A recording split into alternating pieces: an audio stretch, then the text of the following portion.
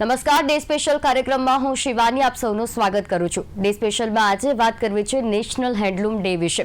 બિલકુલ આ દિવસની ખાસ કરીને ઉજવણી જે કરવામાં આવે વડાપ્રધાન દ્વારા જ્યારે કહેવામાં આવ્યું ત્યારથી 7 ઓગસ્ટે દર વર્ષે રાષ્ટ્રીય હાથવણાટ દિવસ મનાવવામાં આવે છે। અને આ દિવસ ખાસ એટલા જ માટે કે પેઢી જે બદલાઈ રહી છે દરેક પેઢીમાં હાથવણાટ છે તેનું મહત્વ સમજાય અને ખાસ આ દિવસ દેશની સમૃદ્ધ હાથવણાટને જે સમૃદ્ધ પ્રસિદ્ધ કરે છે અને ખાસ તેને સમર્પિત છે નેશનલ હેન્ડલૂમ ડે એટલા માટે કે લોકો જાગૃત બને અને અત્યારનો સમય ભલે આપણે આધુનિક સમયમાં જીવી રહ્યા છે પરંતુ તે જે હેન્ડલૂમ વર્ક છે તે આજે પણ પ્રખ્યાત છે, ના ફક્ત આપણા દેશમાં પરંતુ વિદેશમાં પણ આ જે હેન્ડલૂમ વર્ક છે તે પ્રખ્યાત છે। દેશ વિદેશમાં તેની જે માંગ જોવા મળી રહી છે।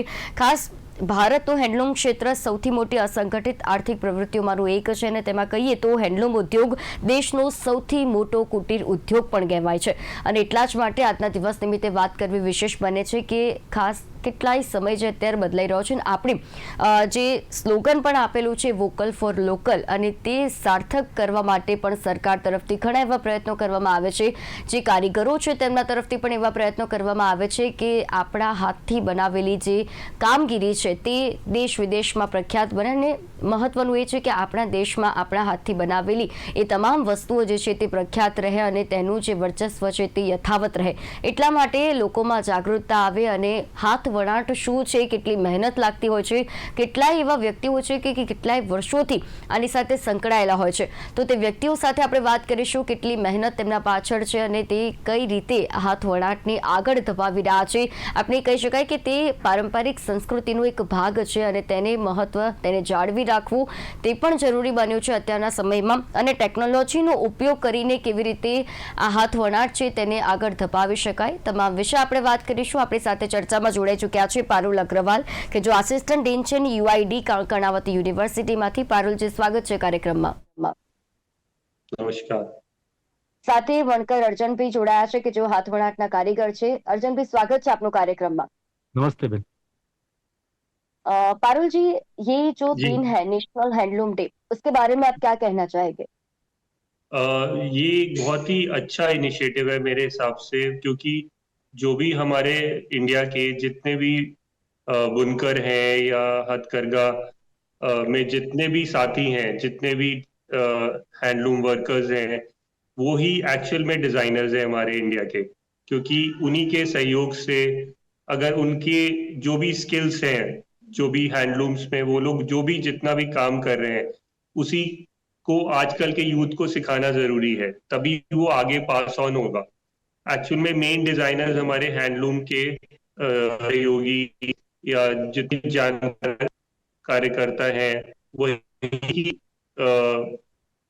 के हम कंप्यूटराइज करते हैं। जो भी डिजाइन है, जितने हैंडलूम्स के कार्य हैं, whether they are in Gujarat और अगर पार्ट्स ऑफ इंडिया, चाहे वो आप भागलपुर में, हर स्टेट, इंडिया के हर स्टेट में इतना हैंडलूम के कारीगर हैं और इतना हैंडलूम है जो कि हमें आजकल के स्टूडेंट्स को सिखाना जरूरी है, तभी वो आगे जाके कुछ हैंडलूम को प्रमोट कर पाएंगे और इंडिया में इंडिया की जो हेरिटेज है, जो इंडिया का मेन कल्चर है या जो क्राफ्ट है इंडिया की, वो बच पाएगी और वो आगे बढ़ पाएगी।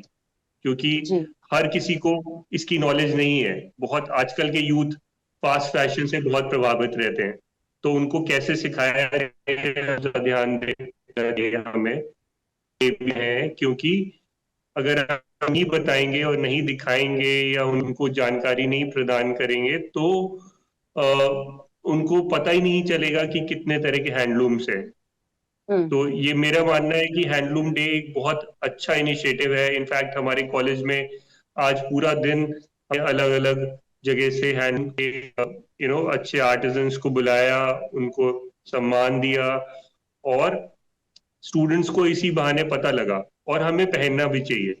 तो हमने उनको सिर्फ आज के लिए नहीं, सिर्फ हैंडलूम डे पे ही नहीं, बल्कि बाकी दिनों में भी, क्योंकि अगर हम पहनेंगे नहीं तो वो कपड़ा भी नहीं इतना ज्यादा बनाया जाएगा। तो चाहे सारे ब्रांड्स अभी हम हैंडलूम को नहीं कर रहे हैं, तो हमें आगे के डिजाइनर्स को सिखाना है कि कैसे वो ज्यादा से ज्यादा हैंडलूम को पहने और जैसे अर्जुन जी कर रहे हैं या और भी लोग कर रहे हैं, तो कैसे उनको स्टूडेंट्स तक पहुंचाया जाए। तो ये हैंडलूम डे का बहुत अच्छा इनिशिएटिव है। मैं तो कई सालों से इससे जुड़ा हूँ, मोर देन 25 ईयर्स हो गए, 25 साल से ज्यादा हो गए मेरे को इससे जुड़े हुए। और मैं काफी गांव में गया हूँ, लेकिन अभी भी बहुत बचा है जो हमें एक्सप्लोर करना है। और सिर्फ बुक्स या डॉक्यूमेंट्रीज से काम नहीं चलेगा, हमें एक्चुअली में लोगों को अपने घर में भी खरीद करके और उसको समझ करके कि ये कैसे बिना जाता है, क्या इसकी वैल्यू है, जिससे वो आगे की पीढ़ी को पास ऑन हो सके। जी, जी, बिल्कुल। अरे और बहुत अच्छी बात आपने कही कि ये जो डे है वो मनाना चाहिए, ताकि जो आज बिल्कुल। की यूथ है उनको भी जानना चाहिए कि ये जो आर्ट है वो कितना बिल्कुल। अच्छा आर्ट है। और वो ना सिर्फ भारत में परंतु हम्म। तमाम ऐसी जो प्लेसेस है वहां पर भी ये जो आर्ट है वो जाना जाता है। અર્જુનજી, राइट। જ્યારે આપણે વાત કરી હાથવણાટની, તો હાથવણાટ કેટલું મહત્વ તમારા માટે ધરાવે છે? કેટલા વર્ષોથી આની સાથે સંકળાયેલા છો? અને જ્યારનો આજનો વિશેષ આ દિવસ છે, ખાસ સરકાર તરફથી પણ ઘણા એવા પ્રયત્નો કરવામાં આવતા હોય છે કે આ જે કારીગરી છે, આ કારીગરીને દેશ વિદેશમાં પ્રખ્યાત થાય, કારણ કે આ આપણો પારંપરિક વારસો કહી શકાય ખાસ તમારા માટે. તો આ દિવસને તમે કેટલો વિશેષ માનો છો? અને જ્યારથી દર વર્ષે આની ઉજવણી કરવામાં આવે છે, લોકોમાં ખાસ ધ્યાન દોરવા માટે કે આ પ્રકારનો દિવસ પણ છે, આનું મહત્વ કેટલું છે તે સમજાવવા માટે આ દિવસ જરૂરી છે. માટે નેશનલ હેન્ડલૂમ ડે દિવસ નિમિત્તે તમે શું કહેવા માંગો છો? બધાને મારા નમસ્કાર. કચ્છ ભુજમાં ભુજોડી ગામમાં હું રહું છું અને હાથવણાટના કામ સાથે 30 વર્ષથી આ વ્યવસાયમાં જોડાયેલા છીએ. અને હાથવણાટ વર્ષોથી આપણા વડીલો પરંપરાગત આ વ્યવસાયમાં આપણા બધા જોડાયેલા હતા. પણ છેલ્લા થોડાક વર્ષોમાં આ હાથવણાટને વધારે લોકો સમજ્યા છે, લોકોએ જાણ્યું છે એને. અને એની હાથવણાટ કેમ થાય છે એ આખી પ્રક્રિયા સમજ્યા પછી લોકો એની કિંમત ચૂકવવા પણ તૈયાર થાય છે. આપણે આજના હેન્ડલૂમ ડે ની વાત કરીએ તો બધા વર્કર ભાઈઓને અને આપણા બધા જ ભારતીયોને હેન્ડલૂમ ડે નિમિત્તે ખૂબ ખૂબ મારી શુભેચ્છાઓ. હેન્ડલૂમ ડે ની જ્યારે આપણે આજે ઉજવણી કરી રહ્યા છીએ, ત્યારે આપણા માનનીય વડાપ્રધાન શ્રી નરેન્દ્રભાઈ મોદી સાહેબ ને આજે આપણે ખાસ યાદ કરીએ કે 2015માં 7મી ઓગસ્ટના રોજ નેશનલ હેન્ડલૂમ ડે ઉજવણી કરવાનું આપણા પ્રધાનમંત્રી શ્રીએ એ વખતે જાહેરાત કરેલી, 7મી ઓગસ્ટ 2015. ત્યારથી આ 11મું નેશનલ હેન્ડલૂમ ડે ઉજવાય છે. એક આ દિવસની એક સ્પેશિયલ ઓળખ, જેમ આપણે બધા દિવસો ઉજવીએ છીએ, જેવી રીતે આ વણાટકામની કોઈ એક દિવસની એક ઓળખ ન હતી, કોઈ પહેચાન ન હતી. પણ એ દિવસને 7મી ઓગસ્ટના દિવસને હેન્ડલૂમ ડે ની એક સ્પેશિયલ ડે મનાવી બધા વર્કર ભાઈઓ એની ઉજવણી કરે અને એ રીતે આખા દિવસમાં હાથવણાટની જ સમગ્ર ચર્ચા આપણા વર્કર ભાઈઓ કરે અને આ વણાટકામને આપણે આગળ ભવિષ્યમાં કેમ આપણે નવી ઊંચાઈઓ લઈ જઈએ, આપણી ભાવિ પેઢી આમાં કેમ જોડાય, એ વિશેના પ્રોગ્રામો, એ વિશેની બધી ચર્ચાઓ થાય. એટલે આ દિવસ એક બહુ જ વર્કર ભાઈઓ માટે એક गौरव અને आनंद दिवस છે. जी, बिल्कुल। पारुल जी, पहले की जो ये आर्ट है, हैंडलूम आर्ट, और अभी का जो हैंडलूम आर्ट है, कितना डिफरेंस देखने को मिल रहा है अभी? जी, क्योंकि आजकल के ब्रांड्स मैम कुछ नए तरह के सिलवेट्स पसंद करने लगे हैं, जैसे कि जीरो वेस्ट फिर से वापस आ रहा है फैशन में। जैसे मैं बहुत सारा अपसाइकलिंग भी करता हूँ, जैसे रीपर्पजिंग, रिसाइकलिंग, अपसाइकलिंग, ये वो आज से नहीं हो रहा है, ये बहुत सालों से, बहुत सदियों से चला आ रहा है कि कैसे जी, हम अपने कपड़ों को और अपने टेक्सटाइल को बचा के रखें। तो ये अब दोबारा से फिर से होने लगा है शुरू। इनफैक्ट जापान में भी बहुत हो रहा है, अब इंडिया में भी लोग इस पे ध्यान दे रहे हैं। और हम क्या कर रहे हैं, हम थोड़ा सा कंटेम्पराइज कर रहे हैं, हम फैब्रिक वही ले रहे हैं, फैब्रिक की थोड़े से मोटिव्स थोड़ा सा चेंज करा जा रहा है। पहले का जो हैंडलूम था अब और अच्छा होता जा रहा है।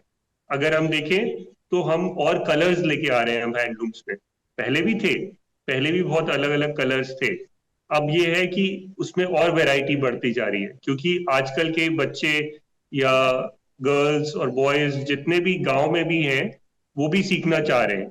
अब धीरे धीरे आ रहा है, तो जैसे जैसे प्रमोट हो रहा है, जैसे इन्होंने बोला अभी सर ने कि कैसे ये सरकार भी हमारी बहुत मदद कर रही है इसमें। मिनिस्ट्री ऑफ टेक्सटाइल्स काफी प्रमोट कर रही है अपने हैंडलूम को और इंडियन टेक्सटाइल्स को। भी और थोड़ा बदलाव तो आएगा, बदलाव अच्छा भी है, लेकिन थोड़ा सा आज के हिसाब से लोगों को पहनना चाहिए।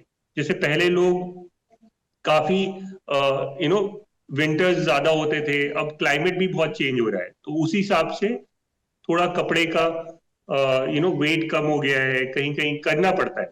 और कलर्स भी, क्योंकि इंडिया, जैसा सर ने भी बोला, इंडिया से ज्यादा लोगों को इंडिया के बाहर इसकी वैल्यू है। अब जैसे अब मान लीजिए कि विदेश में इंडियन टेक्सटाइल्स की बहुत वैल्यू है, बहुत बड़े बड़े डिजाइनर्स अब इंडियन टेक्सटाइल्स को देख रहे हैं और उसको अपनाना चाह रहे हैं। वो लेते हैं उसको, इंडियन टेक्सटाइल्स को देखते हैं और उसको उनको पसंद भी आता है। एक तो ये चीज है, जो हाथ से काम किया जाता है वो हर पीस थोड़ा सा अलग होता है एक दूसरे से, तो उसकी वैल्यू अपने आप में अलग है। मेरा मानना, मैं सपोर्ट इंडियन हैंडलूम्स को और टेक्सटाइल्स को इसलिए भी करता हूँ क्योंकि उसमें एक हाथ का टच है, एक टच एंड फील है, जो बहुत जरूरी है आजकल के लिए। हम लोग को हर चीज पकी पकाई मिल जाए या जल्दी हो जाए तो उसकी वैल्यू थोड़ी कम होती है। तो मेरा मानना ये है कि जब जब आप हाथ से बना रहे हो उसका और वैल्यू बढ़ता है। और आजकल धीरे धीरे लोग वापस आ रहे हैं, हैंडलूम को पहनना चाह रहे हैं। और एज ब्रांड्स आर ऑल्सो, कुछ नए ब्रांड्स भी आ रहे हैं, वो अपने कलेक्शंस में हैंडलूम को लेके कुछ नया लाने की कोशिश कर रहे हैं, चाहे वो सिल्वेट्स में हो, चाहे वो कलर्स में हो। तो ये सब चल रहा है काफी। मतलब मेरे को उम्मीद काफी है कि इंडिया में हैंडलूम्स काफी आगे तक जाने वाला है। જી જી બિલકુલ, અને સમયની સાથે પરિવર્તન પણ જરૂરી છે, અને એટલા જ માટે આપણે પરિવર્તનનો ભાગ છે. તો આ જે હાથવણાટની જે કારીગરી છે, અર્જનજી, કેટલું પરિવર્તન તમે જોઈ રહ્યા છો અત્યાર સુધી? તમારું પણ જેટલા વર્ષનો એક્સપિરિયન્સ છે એ પ્રમાણે તમને કેટલો અનુભવ થયો? અને ખાસ જ્યારે હાથવણાટની વાત આવી ત્યારે કેવા એવા પ્રયત્નો કરવામાં આવે છે તમારા તરફથી પણ કે આ જે કારીગરી છે, કારણ કે આ લાગણી સાથે જોડાયેલું એક આર્ટ છે કે જે લોકોના લાગણીસભર, જે કહી શકાય કે કારીગરીથી આ વસ્તુ બનાવવામાં આવતી હોય છે. ખાસ હાથ વણાટની વાત કરવામાં આવે તો તેનું મહત્વ કેવી રીતે લોકોને સમજાવી શકાય? આપણે આજે હાથ વણાટની વાત કરીએ છીએ ત્યારે આ વણાટકામ ઘણા પેઢીઓથી ચાલતું આવે છે. પણ આપણે જ્યારે બદલાવની વાત કરીએ ત્યારે છેલ્લા થોડાક વર્ષોથી, લગભગ 25-30 વર્ષથી, 90-95, એના પછી ઘણું ઝડપથી હાથ વણાટના ક્ષેત્રમાં ફેરફાર આવ્યા છે.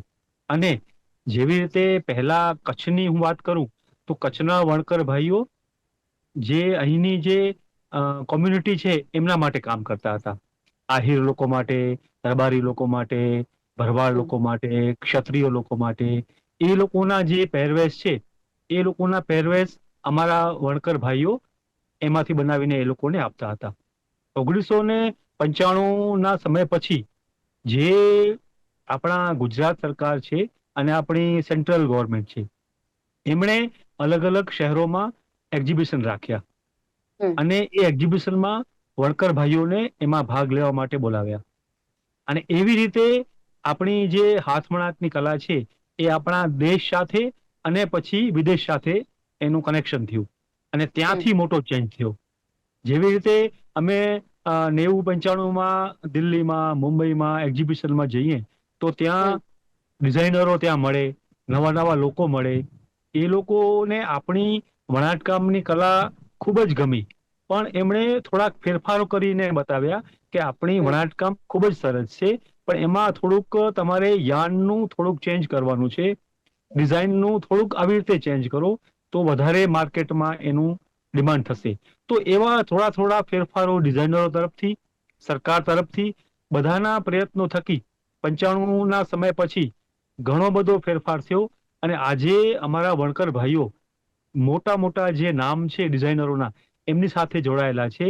હું એક બે નામ લઈ શકું, જેવી રીતે ઇન્જરી એક બ્રાન્ડ છે મોટી, અરાગો છે, 1111 છે, અમદાવાદમાં એક ક્રો કંપની છે. એવી રીતે ઘણા બધા ડિઝાઇનરો જે ટેક્સટાઇલના જેમાં મોટા નામ છે એવા લોકો હાથવણાટની કળામાં એમણે રસ દાખવ્યો અને પોતાના ડિઝાઇનરોને એમાં નવી નવી વસ્તુઓ બનાવવા માટેનું આઈડિયા આપ્યા. અને હાલમાં વણકર ભાઈઓ ખૂબ જ સારી રીતે આ નવા સમય સાથે જોડાણા છે અને એ માર્કેટ સાથે જોડાઈ અને પોતાનું ખૂબ જ સારું રોજગાર ચલાવી રહ્યા છે. जी बिल्कुल।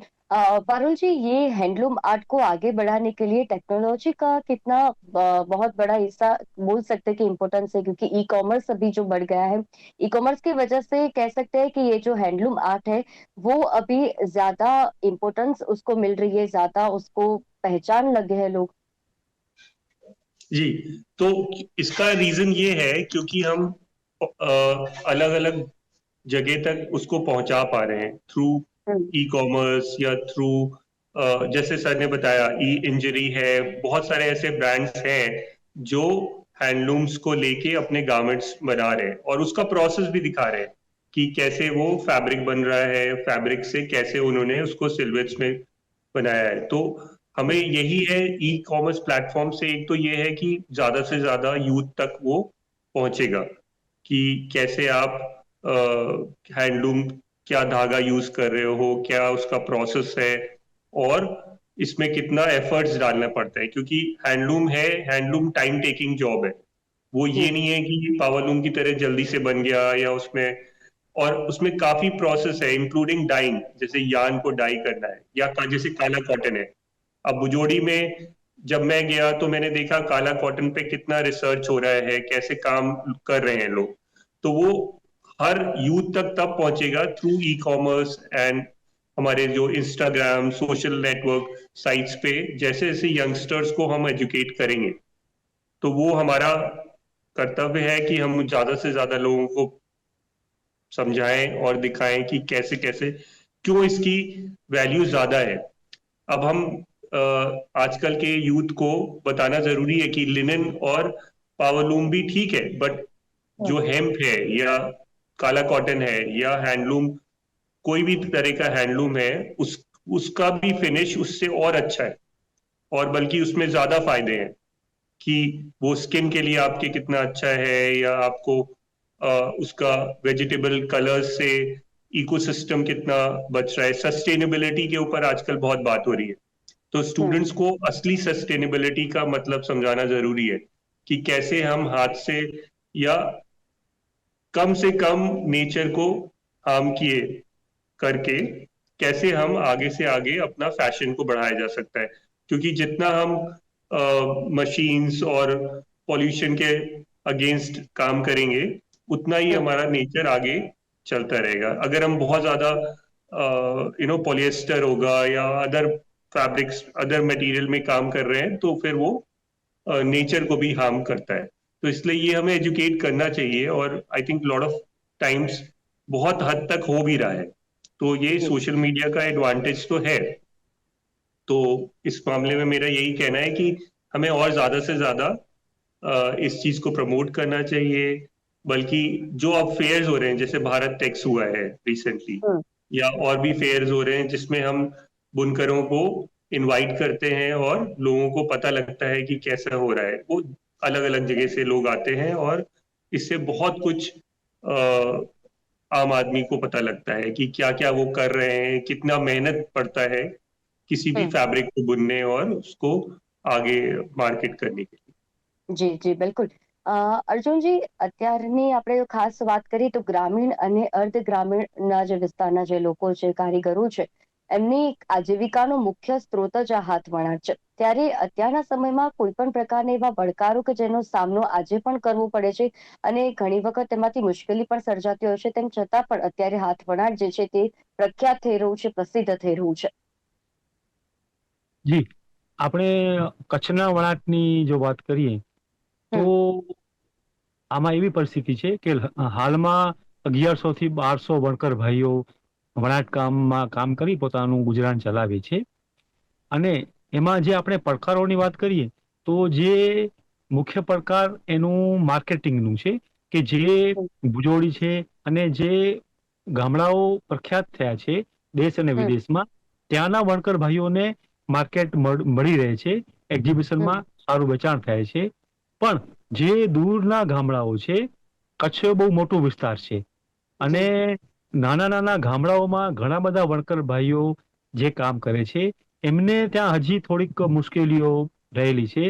એમનું જે મટીરિયલ કાચો માલ છે એ મેળવવામાં, પછી જે વસ્તુ બનાવે એ લોકો એનું વેચાણ કરવામાં અને વધારે સારી યોગ્ય કિંમત મળવામાં એમને મુશ્કેલીઓ પડતી હોય છે. એટલે આપણે સરકારને અને આપણા જે અમારા જેવા કારીગરો જે માર્કેટ સાથે જોડાયેલા છીએ એવા લોકોને આપણે વિનંતી કરીએ કે દૂરના ગામડાઓના કારીગરોને પણ યોગ્ય વળતર મળી રહે અને એ લોકો આ કામમાં એમની ભાવિ પેઢી પણ જોડાય, એવા આપણે બધાએ સાથે મળી અને પ્રયત્નો કરશું તો આપણે આ વણાટ કામને વધારે જીવંત રાખી શકશું અને આપણી આવતી પેઢી પણ એમાં જોડાશે. જી બિલકુલ.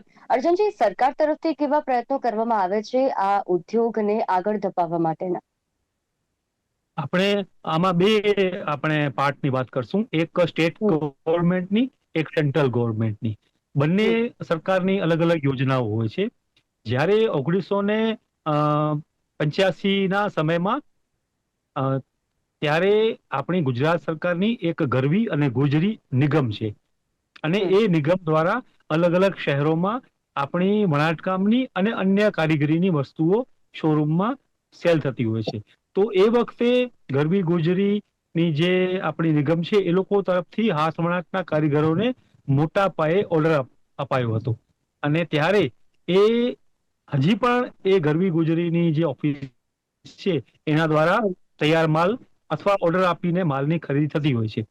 એટલે ગુજરાત સરકારના અલગ અલગ શહેરોમાં એક્ઝિબિશન થાય છે, એમાં પણ આપણી સરકાર તરફથી ત્યાં સ્ટોલ ફ્રી મળે છે, આવવા જવાનું મળે છે અને ટીએડીએમ મળે છે. સાથે સાથે કોઈ પણ માર્કેટિંગ કરવું હોય તો આપણી અમદાવાદમાં WSC વિવર સર્વિસ સેન્ટરની ઓફિસ છે, ત્યાં જઈ કોઈ પણ કારીગર કોઈ પણ યોજના વિશે, કોઈ પણ એવોર્ડની માહિતી વિશે ત્યાં જઈને મેળવી શકે છે. આપણી ગુજરાત સરકાર અને સેન્ટ્રલ ગવર્મેન્ટની વાત કરીએ તો પણ જે આપણા દેશના મોટા મોટા શહેરોમાં એક્ઝિબિશન થાય છે ત્યાં કોઈ પણ કારીગર એ એક્ઝિબિશનમાં ભાગ લઈ પોતાની વસ્તુ વેચી શકે છે. અને સાથે સાથે જે એક એવોર્ડની સ્કીમ છે, આજે કચ્છના 3 કારીગરોને દિલ્હીમાં રાષ્ટ્રપતિ એવોર્ડ આપણા ટેક્સટાઇલ મિનિસ્ટરના હાથે આજે સવારના 11-11:30 વાગે એનાયત થયો. એવી રીતે સરકારની ખૂબ જ સારી યોજનાઓ છે, કાચા માલ માટેની, વર્કશેડ માટેની, એવોર્ડ માટેની, એક્ઝિબિશન્સ માટેની. સરકારે ટેક્સટાઇલ મિનિસ્ટ્રી આખી એની બનાવી અને કારીગરોને શું શું એમાં જરૂરિયાત છે એના વિશે દર વર્ષે કમિટીની રચના કરી અને આવતા વર્ષ માટેની નવી નવી સ્કીમો બનાવી અને ખૂબ જ સારી રીતે આ આખું ડિપાર્ટમેન્ટ કારીગરોને હેલ્પફુલ થાય છે. જી જી બિલકુલ અર્જુનજી, અને ખૂબ જ સારી રીતે આપના દ્વારા વર્ણવવામાં આવ્યું કે કેવી રીતે સરકાર તરફથી પ્રયત્નો કરવામાં આવે છે અને તમારા જેવા કારીગરોના કારણે જ આજે આ પ્રકારનું જે આપણું હાથ વણાટ કે જે સાંસ્કૃતિક પારંપરિક રીતે આપણે પ્રસિદ્ધ થયેલું જે આર્ટ છે તે આગળ વધી રહ્યું છે. એટલે સલામ છે તમારા જેવા કારીગરોને પણ કે જે આ પ્રકારની આપણી કળા છે તેમને આગળ ધપાવવાનું કામ કરી રહ્યા છે.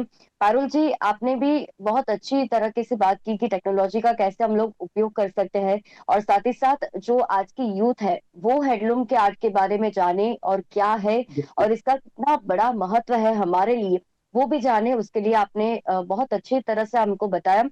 તો તમે બંને અમારી સાથે આ વિશેષ ચર્ચામાં જોડાયા તે બદલ આપ બંનેનો આભાર. ધન્યવાદ. Thank you. ધન્યવાદ.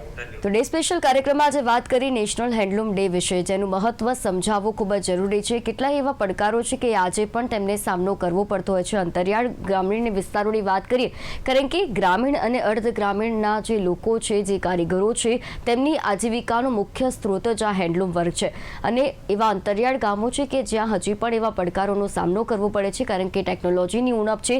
તો આશા રાખીએ છીએ કે ત્યાં સુધી પણ ટેકનોલોજી પહોંચે, જેથી આ ગ્રામીણ વિસ્તારના લોકો પણ તેમની જે કારીગરી છે તે પણ દેશ વિદેશમાં પ્રખ્યાત થાય અને તેમને પણ તેમની કારીગરી પ્રસ્તુત કરવાનો એક પ્લેટફોર્મ મળી રહે. ડે સ્પેશિયલ કાર્યક્રમમાં હાલ બસ આટલું જ. ફરી મળીશું આ વિષયની સાથે. ત્યાં સુધી રજા આપશો. નમસ્કાર.